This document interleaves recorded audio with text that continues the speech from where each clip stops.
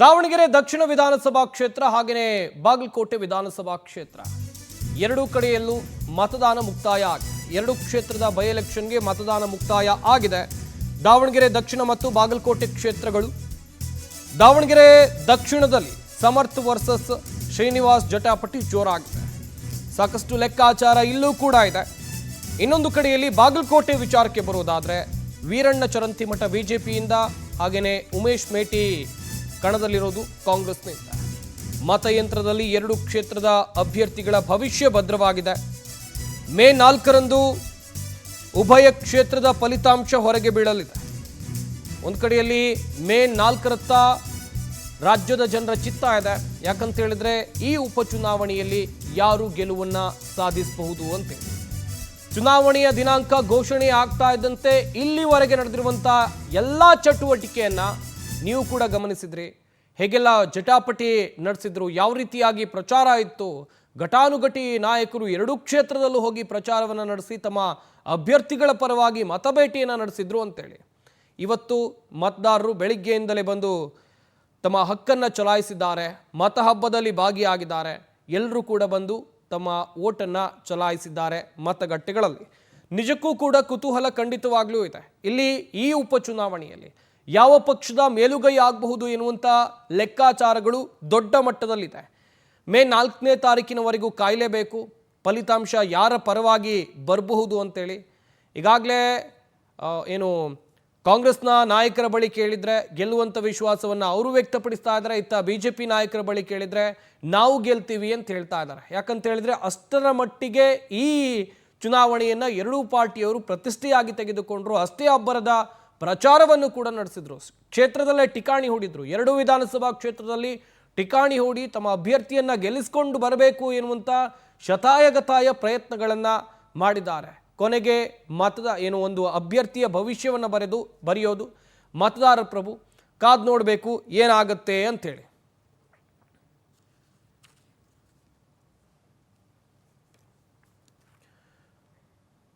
ಇನ್ನು ದಾವಣಗೆರೆ ದಕ್ಷಿಣ ವಿಧಾನಸಭಾ ಕ್ಷೇತ್ರದ ವಿಚಾರಕ್ಕೆ ಬರೋದಾದ್ರೆ ಇಲ್ಲಿ ಈ ಬಾರಿ ಯಾರು ಮೇಲುಗೈ ಸಾಧಿಸಬಹುದು ಲೆಕ್ಕಾಚಾರಗಳು ಜೋರಾಗಿದೆ.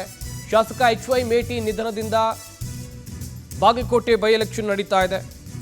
ಹಾಗೆಯೇ ಬಾಗಲಕೋಟೆ ಟಿಕೆಟ್ಗೆ HY ಮೇಟಿ ಪುತ್ರರಲ್ಲೇ ಸಾಕಷ್ಟು ಬಿಕ್ಕಟ್ಟಿತ್ತು. ಉಮೇಶ್ ಮೇಟಿಗೆ ಟಿಕೆಟ್ ಅನ್ನ ಪಕ್ಷದ ಹೈಕಮಾಂಡ್ ಕೊಡ್ತಾರೆ. ಆಗಲೂ ಕೂಡ ಒಂದಷ್ಟು ಗೊಂದಲಗಳು ಏರ್ಪಡುತ್ತೆ. ಬಾಗಲಕೋಟೆಯಲ್ಲಿ ಪ್ರತಿಷ್ಠೆಯಾಗಿ ಪರಿಗಣಿಸಿ ಮುಖ್ಯಮಂತ್ರಿ ಸಿದ್ದರಾಮಯ್ಯನವರೇ ಪ್ರಚಾರದ ಅಖಾಡಕ್ಕೆ ಇಳಿದ್ಬಿಡ್ತಾರೆ. ಖುದ್ದು CM ಹೋಗಿ ಅಲ್ಲಿದ್ದು ಪ್ರಚಾರವನ್ನು ನಡೆಸ್ತಾರೆ. 2023ರಲ್ಲಿ ಸೋತಿದ್ರು ಕೂಡ ಬೈ ಎಲೆಕ್ಷನ್ ಗೆಲ್ಲುವ ವಿಶ್ವಾಸದಲ್ಲಿ BJPಯವರಿದ್ದಾರೆ.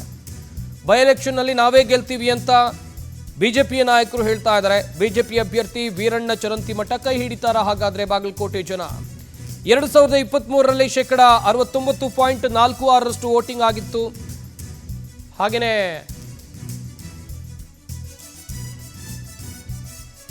ಈ ಬಗ್ಗೆ ಇನ್ನಷ್ಟು ಮಾಹಿತಿಯನ್ನು ಕೊಡೋಕೆ ನಮ್ಮ ಬಾಗಲಕೋಟೆಯ ಪ್ರತಿನಿಧಿ ನಿಜಗುಣ ಮಠಪತಿ ನೇರ ಸಂಪರ್ಕದಲ್ಲಿ ಜಾಯ್ನ್ ಆಗ್ತಾ ಇದ್ದಾರೆ.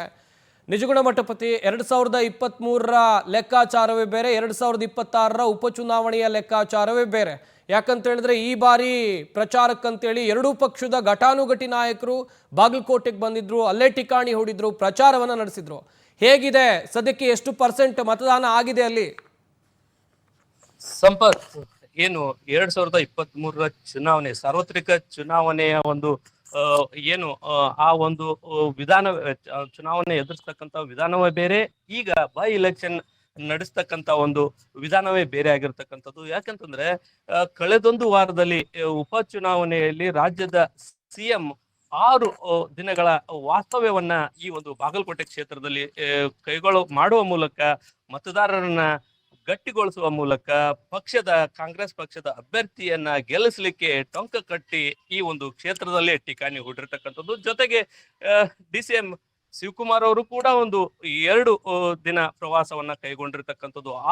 ಆ ಒಂದು ಮಟ್ಟದಲ್ಲಿ ಈ ಒಂದು ಬಾಗಲಕೋಟೆ ಬೈ ಎಲೆಕ್ಷನ್ ಒಂದು ಬಿರುಸಿನ ಪ್ರಚಾರದ ಅಬ್ಬರದ ನಡುವೆ ಇವತ್ತು ಬೆಳಗ್ಗೆ 7 ಗಂಟೆಯಿಂದ ಸಂಜೆ 6 ಗಂಟೆವರೆಗೂ ಮತದಾನ ನಡೀತಿರ್ತಕ್ಕಂಥದ್ದು.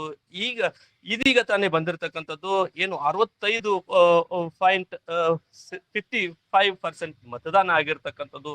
ಈ ಈ ಒಂದು ಮತದಾನದ ಶೇಕಡಾವಾರು ನೋಡಿದಾಗ ಇನ್ನೂ ನಮಗೆ ಇನ್ನು ಅರ್ಧ ಗಂಟೆಯಷ್ಟು ಮತದಾನ ಆಗ್ತಿರ್ತಕ್ಕಂಥದ್ದು, ಏನು ಸುಮಾರು 70-72% ವರೆಗೂ ಒಂದು ಶೇಕಡಾವಾರು ಮತದಾನ ದಾಖಲಾಗ್ತಕ್ಕಂತ ಒಂದು ನಿರೀಕ್ಷೆಯಲ್ಲಿ ಚುನಾವಣಾ ಆಯೋಗವು ಇರ್ತಕ್ಕಂಥದ್ದು ಮತ್ತೆ ಜನರು ಇರ್ತಕ್ಕಂಥದ್ದು. ಈ ಒಂದು ಒಂದು ಪರ್ಸೆಂಟೇಜ್ ವಾರು ನೋಡಿದಾಗ ಕಾಂಗ್ರೆಸ್ನ ಹಿಡಿತದಲ್ಲಿ ಈ ಒಂದು ಕ್ಷೇತ್ರ ಇದೆ ಅಂತಂದ್ರೆ 69% ಒಳಗಡೆ ಒಂದು ಮತದಾನದ ಶೇಕಡಾವಾರು ಮತದಾನ ದಾಖಲಾದ್ರೆ ಒಂದು ಕಾಂಗ್ರೆಸ್ನವರಿಗೆ ಒಂದು ಪ್ಲಸ್ ಪಾಯಿಂಟ್ ಅಂತಕ್ಕಂಥ ಒಂದು ಮಾತುಗಳು ಕೂಡ ರಾಜಕೀಯ ವಿಶ್ಲೇಷಕರಿಂದ ಕೇಳಿ ಬರ್ತಿರ್ತಕ್ಕಂಥದ್ದು.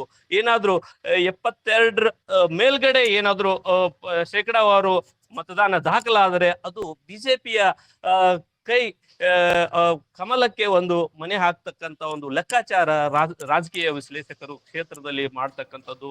ಯಾಕಂತಂದ್ರೆ ಈ ಒಂದು ಬಾಗಲಕೋಟೆ ವಿಧಾನಸಭಾ ಕ್ಷೇತ್ರ ಮೊದಲೇ ಒಂದು ಸಂಘ ಪರಿವಾರದ ಒಂದು ಶಕ್ತಿಯನ್ನ ಹೊಂದಿರತಕ್ಕಂತ ಈ ಒಂದು ಕ್ಷೇತ್ರದಲ್ಲಿ ಸರ್ಕಾರ ವರ್ಸಸ್ ಸಂಘ ಪರಿವಾರ ಅನ್ನೋ ಮಟ್ಟಿಗೆ ಈ ಒಂದು ಕ್ಷೇತ್ರದ ಉಪಚುನಾವಣೆಯ ಕಾವು ಕಳೆದ ಸುಮಾರು ಒಂದು 15 ದಿನಗಳಿಂದ ರಂಗೇರುತ್ತಾನೆ ಬಂದಿರತಕ್ಕಂಥದ್ದು.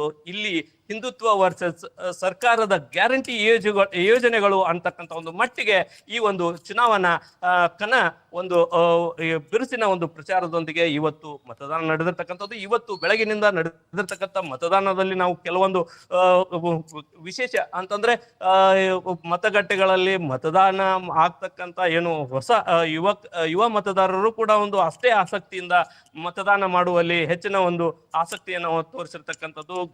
ಗ್ರಾಮೀಣ ಭಾಗದಲ್ಲಿ ಕೊಂಚ ಮತದಾನದ ಸಂಖ್ಯೆ ಕಡಿಮೆ ಆಗಿರ್ತಕ್ಕಂಥದ್ದು. ನಗರ ಭಾಗದಲ್ಲಿ ಮಾತ್ರ ಒಂದು ಸಾಲಿಡ್ ಮತದಾನ ಆಗಿರ್ತಕ್ಕಂಥದ್ದು ಬಿಜೆಪಿಗೆ ಒಂದು ಪ್ಲಸ್ ಪಾಯಿಂಟ್ ಅಂತಾನೆ ಹೇಳಲಾಗ್ತಿದೆ. ಸಂಪತ್. ನಿಜಗುಣ ಮಠಪತಿ, ಇನ್ನೊಂದು ಕಡೆಯಲ್ಲಿ ಮೇಟಿ ಕುಟುಂಬದ ಪರವಾಗಿ ಅನುಕಂಪದ ಅಲೆ ಈ ಬಾರಿ ವರ್ಕೌಟ್ ಆಗತ್ತಾ?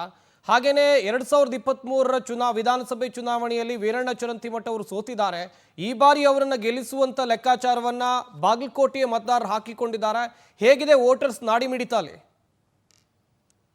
ಸಂಪತ್, ಏನು ಬಾಗಲಕೋಟೆ ಬೈ ಎಲೆಕ್ಷನ್ ನಲ್ಲಿ ಏನು ಅನುಕಂಪ ಅಂತಕ್ಕಂಥದ್ದು ಅಷ್ಟರ ಮಟ್ಟಿಗೆ ಹೇಳಿಕೊಳ್ಳುವ ರೀತಿಯಲ್ಲಿ ಅದನ್ನ ಆ ಒಂದು ಕುಟುಂಬಸ್ಥರು ಉಳಿಸಿಕೊಂಡು ಬರ್ಲಿಕ್ಕೆ ಆಗ್ಲಿಲ್ಲ. ಯಾಕಂತಂದ್ರೆ ಟಿಕೆಟ್ಗಾಗಿ ಕುಟುಂಬದಲ್ಲಿಯೇ ಒಂದು ಟಿಕೆಟ್ ಬಿಕ್ಕಟ್ಟು ಕಗ್ಗಂಟಾಗಿ ಸುಮಾರು ಕಡೆಯ ದಿನ ನಾಮಪತ್ರ ಸಲ್ಲಿಕೆಯ ಕೊನೆಯ ದಿನದವರೆಗೂ ಬಂದಿರತಕ್ಕಂಥದ್ದು. ಮೇಟಿಯವರ ಇಬ್ಬರು ಪುತ್ರರು ಮತ್ತು ಓರ್ವ ಪುತ್ರಿಯ ನಡುವೆ ಟಿಕೆಟ್ಗಾಗಿ ಪೈಪೋಟಿ ನಡೆದಿರ್ತಕ್ಕಂಥದ್ದು. ಕೊನೆಗೆ ಸಿಎಂ ಅವರ ವಿಧಾನಸೌಧದ 3ನೇ ಮಹಡಿಯಲ್ಲಿಯೂ ಕೂಡ ಚರ್ಚೆಗೆ ಒಂದು ಗ್ರಾಸವಾಗಿತ್ತು. ಇದೀಗ ಏನು ಒಂದು ಆ ಎಲ್ಲ ಗೊಂದಲಗಳನ್ನ ಶಮನಗೊಳಿಸಿ ಸಿಎಂ ಸಿದ್ದರಾಮಯ್ಯನವರೇ ಸ್ವತಃ ಈ ಒಂದು ಕ್ಷೇತ್ರದ ಉಪಚುನಾವಣೆಯನ್ನ ಜವಾಬ್ದಾರಿಯನ್ನು ವಹಿಸಿಕೊಂಡು ಆ ಸಿಎಂ ಸಿದ್ದರಾಮಯ್ಯನವರ ಆಪ್ತರಾಗಿರ್ತಕ್ಕಂಥ ಸಚಿವ ಸತೀಶ್ ಜಾರಕಿಹೊಳಿ ಅವರಿಗೆ ಈ ಕ್ಷೇತ್ರದಲ್ಲಿ ಬೀಡು ಬಿಟ್ಟು ಕ್ಷೇತ್ರದ ಏನು ಮತದಾರರ ಒಂದು ಲೆಕ್ಕಾಚಾರ ಅವರನ್ನ ಮತವನ್ನ ಗಟ್ಟಿಗೊಳಿಸುವ ಒಂದು ಜವಾಬ್ದಾರಿಯನ್ನ ಸತೀಶ್ ಜಾರಕಿಹೊಳಿ ಅವರಿಗೆ ನೀಡಿರ್ತಕ್ಕಂಥದ್ದು. ಯಾಕಂತಂದ್ರೆ ಇದು ಸಿಎಂ ಸಿದ್ದರಾಮಯ್ಯನವರ ಒಂದು ಪ್ರತಿಷ್ಠೆಯ ಕನವಾಗಿಯೂ ಮಾರ್ಪಟ್ಟಿರ್ತಕ್ಕಂಥದ್ದು. ಸ್ವ ಸಮುದಾಯದ ಏನು ಸಿಎಂ ಅವರ ಪರಮ ಆಪ್ತ ದಿವಂಗತ HY ಮೇಟಿ ಅವರ ಕ್ಷೇತ್ರವಾಗಿರ್ತಕ್ಕಂಥದ್ದು. ಇದು ಕಾಂಗ್ರೆಸ್ನ ಒಂದು ಕ್ಷೇತ್ರ.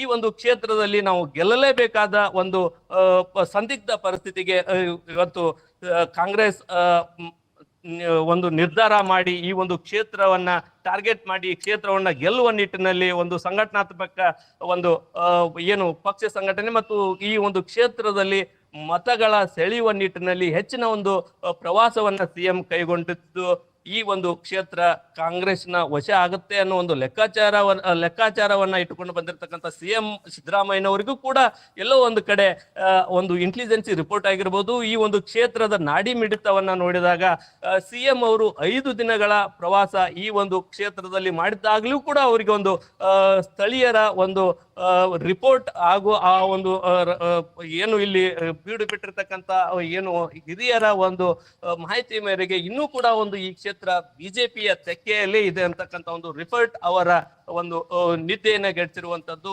ಈಗ ಏನು ಇವತ್ತು ಕೂಡ ನಾವು ಮತದಾನದ ದಿನ ಇವತ್ತು ಕೆಲವೊಂದು ಕಡೆ ಕಾಂಗ್ರೆಸ್ ಕಾರ್ಯಕರ್ತರೇ ಬಹಿರಂಗವಾಗಿ ಒಂದು ಹಣ ಹಂಚ್ತಕ್ಕಂಥದ್ದನ್ನು ಕೂಡ ನಾವು ಆ ಒಂದು ವಿಡಿಯೋಗಳು ಕೂಡ ವೈರಲ್ ಆಗಿರ್ತಕ್ಕಂಥದ್ದು. ಸಂಪತ್, ಥ್ಯಾಂಕ್ ಯು ನಿಜಗುಣ ಮಠಪತಿ ತಮ್ಮೆಲ್ಲ ಡೀಟೇಲ್ಸ್ಗಾಗಿ. ಇನ್ನೊಂದು ಕಡೆಯಲ್ಲಿ ದಾವಣಗೆರೆ ದಕ್ಷಿಣ ವಿಧಾನಸಭಾ ಕ್ಷೇತ್ರದ ವಿಚಾರಕ್ಕೆ ಬರೋದಾದ್ರೆ ಇಲ್ಲೂ ಕೂಡ ಟಫ್ ಫೈಟ್ ಇದೆ. ದಾವಣಗೆರೆ ದಕ್ಷಿಣ ಕ್ಷೇತ್ರದಲ್ಲಿ ಈ ಬಾರಿ ಯಾರ ಮೇಲುಗೈ ಆಗತ್ತೆ ಸದ್ಯಕ್ಕಿರುವಂಥ ಪ್ರಶ್ನೆ ಇದು. ಶಾಮನೂರು ಶಿವಶಂಕರಪ್ಪ ನಿಧನಕ್ಕೆ ತೆರವಾಗಿರುವಂಥ ಕ್ಷೇತ್ರ ಇದು. ಸಮರ್ಥ ಶಾಮನೂರಿಗೆ ಟಿಕೆಟ್ ಸಿಗುತ್ತೆ. ಮುಸ್ಲಿಂ ಸಮುದಾಯದ ವಿರೋಧ ಕೂಡ ಇಲ್ಲಿ ವ್ಯಕ್ತವಾಗುತ್ತೆ. ಸಚಿವ ಜಮೀರ್ ಕೊನೆಗೂ ಕ್ಷೇತ್ರದಲ್ಲಿ ಪ್ರಚಾರ ಮಾಡಲೇ ಇಲ್ಲ. ಹಾಗೆಯೇ ಸಮರ್ಥ್ಗೆ ಟಿಕೆಟ್ ಸಿಕ್ಕಿದ್ದಕ್ಕೆ ಮುಸ್ಲಿಂ ಸಮುದಾಯದ ನಾಯಕರು ಕೂಡ ಮೊದಲ ಹಂತದಲ್ಲಿ ದೊಡ್ಡ ಮಟ್ಟದ ಅಸಮಾಧಾನವನ್ನು ವ್ಯಕ್ತಪಡಿಸಿದರು. ಕಾಂಗ್ರೆಸ್ ಪಕ್ಷದಲ್ಲಿ ಆಂತರಿಕ ಕಲಹಕ್ಕೆ ಒಂದಷ್ಟು ಕಾರಣ ಆಯಿತು ಇದೆಲ್ಲ ಘಟನೆ. ಇದು ಬಿಜೆಪಿಗೆ ಲಾಭ ಆಗಬಹುದಾ ಸದ್ಯಕ್ಕಿರುವಂಥ ಪ್ರಶ್ನೆ ಇದು. ಬಿಜೆಪಿಯ ಕಾಮನ್ ಮ್ಯಾನ್ ಶ್ರೀನಿವಾಸ್ ಕೈ ಹಿಡಿತಾರ ಜನರು? ಹೀಗೆ ಅನೇಕ ಪ್ರಶ್ನೆಗಳು ಇವೆ. ಈ ಬಗ್ಗೆ ಇನ್ನಷ್ಟು ಮಾಹಿತಿಯನ್ನು ಕೊಡ್ತಾರೆ ನಮ್ಮ ಪ್ರತಿನಿಧಿ ಮಧು ನಾಗರಾಜ್. ನೇರ ಸಂಪರ್ಕದಲ್ಲಿ ಜಾಯ್ನ್ ಆಗ್ತಾ ಇದ್ದಾರೆ. ಮಧು ನಾಗರಾಜ್, ಕಳೆದ ಬಾರಿಯ ಲೆಕ್ಕಾಚಾರವೇ ಬೇರೆ, ಈ ಬಾರಿಯ ಲೆಕ್ಕಾಚಾರವೂ ಕೂಡ ದಾವಣಗೆರೆಯಲ್ಲಿ ಭಿನ್ನವಾಗಿದೆ. ಯಾಕಂತ ಹೇಳಿದ್ರೆ ಮೊದಲ ಹಂತದಲ್ಲಿ ಮುಸ್ಲಿಂ ಸಮುದಾಯಕ್ಕೆ ಟಿಕೆಟ್ ಕೊಡಬೇಕು ಎನ್ನುವಂಥ ಒಂದು ದೊಡ್ಡ ಮಟ್ಟದ ಆಗ್ರಹ ಕೇಳಿಬಂದಿತ್ತು. ಆದರೂ ಕೂಡ ಸಿಗಲಿಲ್ಲ. ಶಾಮನೂರು ಫ್ಯಾಮಿಲಿ ಪಾಲಾಯಿತು. ಸದ್ಯಕ್ಕೆ ಮತದಾರರ ನಾಡಿ ಮಿಡಿತ ಹೇಗಿದೆ? ದಾವಣಗೆರೆ ದಕ್ಷಿಣ ವಿಧಾನಸಭಾ ಕ್ಷೇತ್ರದಲ್ಲಿ ಎಷ್ಟು % ಮತದಾನ ಆಗಿದೆ? ಹೌದು ಶಿವಶಂಕರ್, ಪ್ರಮುಖವಾಗಿ ಹಿರಿಯ ಶಾಸಕ ಶಾಮನೂರು ಶಿವಶಂಕರಪ್ಪ ನಿಧನ ಹಿನ್ನೆಲೆಯಲ್ಲಿ ದಾವಣಗೆರೆ ದಕ್ಷಿಣ ಕ್ಷೇತ್ರಕ್ಕೆ ಒಂದು ಬೈ ಎಲೆಕ್ಷನ್ ಎದುರಾಗಿರ್ತಕ್ಕಂಥದ್ದು. ಈ ಒಂದು ಬೈ ಎಲೆಕ್ಷನ್ ರಾಜ್ಯದ ಕುತೂಹಲಕ್ಕೆ ಕಾರಣವಾಗಿರ್ತಕ್ಕಂಥದ್ದು. ಯಾಕಂದ್ರೆ ಈ ಬಾರಿ ಅಲ್ಪಸಂಖ್ಯಾತರಿಗೆ ಟಿಕೆಟ್ ನೀಡ್ಬೇಕಂತ ಹೇಳಿ ಏನು ಜಮೀರ್ ಅಹಮದ್ ಒಂದು ಹೇಳಿಕೆ ನೀಡಿದ್ರು, ಆ ಒಂದು ಹೇಳಿಕೆಯಿಂದ ರಾಜ್ಯದಲ್ಲಿ ಒಂದು ದಾವಣಗೆರೆ ದಕ್ಷಿಣ ಕ್ಷೇತ್ರಕ್ಕೆ ಒಂದು ಸಂಚಲನ ಉಂಟಾಗಿರ್ತಕ್ಕಂಥದ್ದು. ಯಾಕಂದ್ರೆ ಸುಮಾರು 70,000 ಮುಸ್ಲಿಂ ಮತದಾರರು ಇದ್ದಾರೆ. ಹೀಗಾಗಿ ನಾವು ಕಳೆದ 4 ಬಾರಿ ಕೂಡ ಶಾಮನೂರು ಶಿವಶಂಕರಪ್ಪನವರಿಗೆ ಮತ ಚಲಾಯಿಸ್ತಾ ಬರ್ತಿದ್ವಿ. ಆದ್ರೆ ಈ ಬಾರಿ ಒಂದು ಬಾರಿ ಅಲ್ಪಸಂಖ್ಯಾತರಿಗೆ ಅವಕಾಶ ನೀಡ್ರಿ ಅಂತ ಹೇಳಿ ಒಂದೇನು ಮುಸ್ಲಿಂ ಮತದಾರ ಪಟ್ಟಿ ಹಿಡಿದು ಕೂತಿದ್ರು. ಹೀಗಾಗಿ ರಾಜ್ಯದಲ್ಲಿ ಈ ಒಂದು ದಕ್ಷಿಣ ಕ್ಷೇತ್ರ ಒಂದೇನು ದೊಡ್ಡ ಮಟ್ಟದ ಒಂದು ಚರ್ಚೆ ಮತ್ತು ಆ ಸುದ್ದಿಗೆ ಗ್ರಾಸವಾಗಿರ್ತಕ್ಕಂಥದ್ದು. ಆದ್ರೂ ಕೂಡ ಏನು ಹೈಕಮಾಂಡ್ ಮತ್ತೆ ಶಾಮನೂರು ಮನೆತನಕ್ಕೆ ಒಂದು ಏನು ಮಣೆ ಆಗಿರ್ತಕ್ಕಂಥದ್ದು. ಅದರಲ್ಲೂ ಶಾಮನೂರು ಮೊಮ್ಮಗ ಸಮರ್ಥ ಶಾಮನೂರು ಅವರಿಗೆ ಟಿಕೆಟ್ ನೀಡಿತು. ಈತ ಬಿಜೆಪಿಯಿಂದ ಏನು ಸಾಮಾನ್ಯ ಕುಟುಂಬದಿಂದ ಬಂದಿರ್ತಕ್ಕಂಥ ಶ್ರೀನಿವಾಸ್ ದಾಸ್ಕರಪ್ಪನವರಿಗೆ ಒಂದು ಏನು ಟಿಕೆಟ್ ನೀಡಿತು. ಬಿಜೆಪಿ ಮತ್ತು ಕಾಂಗ್ರೆಸ್ ಎರಡೂ ಕೂಡ ನೇರ ಪೈಪೋಟಿ ಎದುರಿಸಿರ್ತಕ್ಕಂಥದ್ದು. ಯಾಕಂದ್ರೆ ಏನು ಜೆಡಿಎಸ್ ಮತ್ತು ಬಿಜೆಪಿ ಎರಡೂ ಕೂಡ ಒಗ್ಗಟ್ಟು ಪ್ರದರ್ಶನ ಮೂಲಕ ಒಂದು ಏನು ಬಿಜೆಪಿ ಅಭ್ಯರ್ಥಿಯನ್ನ ಗೆಲ್ಸ್ಲೇಬೇಕಂತ ಹೇಳಿ ಒಂದು ಪಣ ತೊಟ್ಟು ಈ ಎರಡೂ ಪಾರ್ಟಿಗಳು ಕೂಡ ಒಂದು ಒಗ್ಗಟ್ಟು ಪ್ರದರ್ಶನ ಮಾಡಿದ್ವು. ಅದ್ರ ಜೊತೆಯಲ್ಲಿ ಕಳೆದ 4 ಬಾರಿ ಕೂಡ ಏನು ಬಿಜೆಪಿ ಈ ಒಂದು ಗೆಲುವು ಮರೀಚಿಕೆ ಆಗಿತ್ತು. ಈ ಬಾರಿ ಶತಾಯಗತಾಯ ನಾವು ಗೆಲ್ಬೇಕಂತ ಹೇಳಿ ಬಿಜೆಪಿ ನಾಯಕರು ಒಂದು ಒಗ್ಗಟ್ಟು ಪ್ರದರ್ಶನ ಮಾಡಿದ್ರು.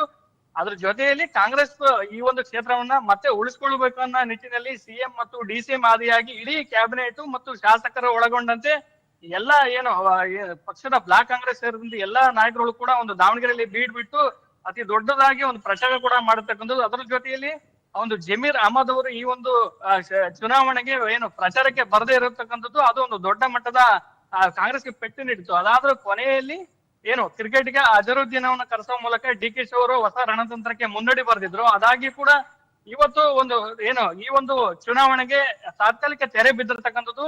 6 ಗಂಟೆಗೆ ಈಗಾಗಲೇ ಚುನಾವಣೆ ಮುಕ್ತಾಯ ಇರತಕ್ಕಂಥದ್ದು. ಗೇಟ್ ನಿಂದ ಒಳ ಬಂದವರಿಗೆ ಮಾತ್ರ ಆ ಚುನಾವಣೆಗೆ ಅವಕಾಶ ಕಲ್ಪಿಸಿರ್ತಕ್ಕಂಥದ್ದು. ನೀವು ದೃಶ್ಯಗಳು ನೋಡ್ಬೋದು. 6 ಗಂಟೆ ಆಗಿದ್ರು ಸಹ ಗೇಟ್ ಇಂದ ಒಳಗೆ ಬಂದಿರತಕ್ಕಂತ ಈ ಮತದಾರರಿಗೆ ಒಂದು ಚುನಾವಣೆಯಲ್ಲಿ ಪಾಲ್ಗೊಳ್ಳಕ್ಕೆ ಅವಕಾಶ ಮಾತ್ರ ಕಲ್ಪಿಸಿರ್ತಕ್ಕಂಥದ್ದು. ಹೀಗಾಗಿ ಕಳೆದ ಬಾರಿ ಬಿಜೆಪಿ ಏನು ಕಾಂಗ್ರೆಸ್ನ ಬಿಜೆಪಿ ನಾಯಕರು ಕೂಡ ಒಂದು ಆರೋಪ ಮಾಡಿರ್ತಕ್ಕಂಥದ್ದು. ಯಾಕಂದ್ರೆ ಕಳೆದ ಚುನಾವಣೆ ಸಂದರ್ಭದಲ್ಲಿ ಒಂದು 8:30 ಸಂದರ್ಭದಲ್ಲಿ 8:30 ಅಥವಾ 9 ಗಂಟೆ ತನಕ ಚುನಾವಣೆ ನಡೆದಿತ್ತು. ಹೀಗಾಗಿ 6 ಗಂಟೆಗೆ ಕ್ಲೋಸ್ ಮಾಡ್ಬೇಕಂತ ಹೇಳಿ ಒಂದು ಪೊಲೀಸ್ ಇಲಾಖೆ ಕೂಡ ಒಂದು ಮನವಿ ಕೂಡ ಮಾಡಿತ್ತು. ಈ ನೆಲೆಯಲ್ಲಿ ಕರೆಕ್ಟ್ ಆಗಿ 6 ಗಂಟೆ ಆದ ತಕ್ಷಣ ಈ ಒಂದು ಮಿಲ್ಲತ್ ಶಾಲೆಯಲ್ಲಿ ಸುಮಾರು 7 ಬೂತ್ಗಳಿದಾವೆ.